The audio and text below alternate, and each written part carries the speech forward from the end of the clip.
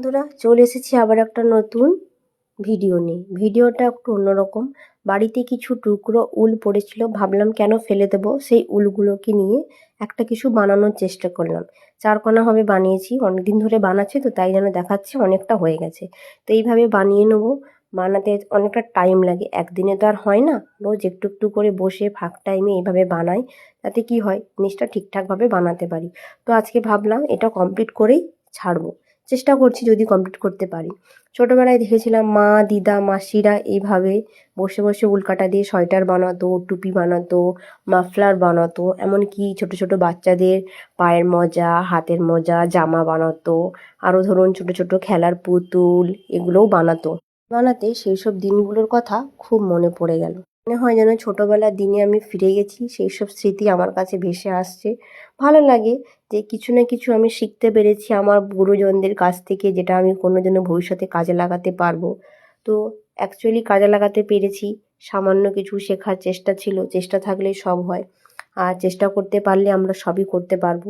তাই ভাবলাম এটা বানাই। যেহেতু এটা টুকরো টুকরো উল জয়েন করে বানিয়েছি, তো আমি সোয়েটার, মাফলার, জ্যাকেট, টুপি কিছুই বানাচ্ছি না, বানাচ্ছি উলের পাপোশ। উলের পাপোশ বলতে ধরুন আপনি টেবিলের ওপরে রেখে, পাপোশও বলতে পারেন বা টেবিল ক্লথও বলতে পারেন। এটা ছোট করে বানিয়েছি, ছোট্ট একটা টুলের উপর এটা রাখবো, রেখে ওর উপরে বসাও যাবে। বা আপনি ধরুন আপনার ছোট্ট টেবিলের উপরে রেখে কিছু বই খাতা রাখলেন, সেটাও আপনি রাখতে পারবেন। এভাবে করুন। বা পা পোছা যেমন বলে না, পাপোশ, যেটাকে আমরা পা পুছি বিছানায় উঠি বা বাড়িতে ঢোকার আগে যে পাপোশটা ইউজ করি, সেটার হিসেবে ইউজ করতে পারেন। তো যদি আপনাদের এটা ভালো লাগে, ছোট্ট বোনটাকে সাপোর্ট করবে যাতে আরও এগিয়ে যেতে পারে, নতুন নতুন ভিডিও আপনাদেরকে দিতে পারে।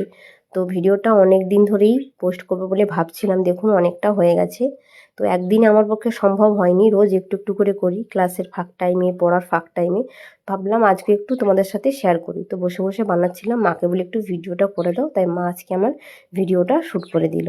তো কেমন হচ্ছে জানিও, কিন্তু পুরো ভিডিওটা দেখি একটা কমেন্ট করো, লাইক কমেন্ট করো, শেয়ার করো, যাতে আমি আরও সুন্দর সুন্দর ভিডিও তোমাদেরকে দিতে পারি। তো অবশ্যই পাশে থাকবে।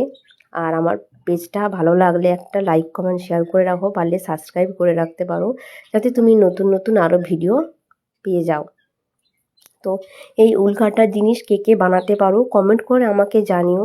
আর যারা জানো তারাও জানাবে, আর যারা জানো না তারাও আমাকে কমেন্ট করে জানিও। কিন্তু আগেকার দিনের মানুষেরা কিন্তু এই উল্কাটা দিয়ে যে সুন্দর সুন্দর ফেন্সি চাদরও বানাতো, যেটা এখন খুব বিক্রি হয়। তুমি দেখবে মার্কেটে মার্কেটে তুমি দেখবে চাদর, ফেন্সি ফেন্সি জ্যাকেট, এগুলো হয়। আগে এগুলো খুব বানানো হতো, কিন্তু কিছু যুগ আগে, ধরো কিছু যুগ না, মিডিল পোর্শনে বলতে গেলে এগুলো প্রায় বন্ধ হয়ে গেছিলো। কিন্তু এই প্রযুক্তির কাজগুলো আবার কিন্তু ফিরে এসেছে। তো তাই না, তাই জন্য ভাবলাম আমি একটু রেডি করে নিই। তো ভালো লাগলে একটা লাইক কমেন্ট শেয়ার করে দিও। দেখা হবে পরের ভিডিওতে। Tata, by.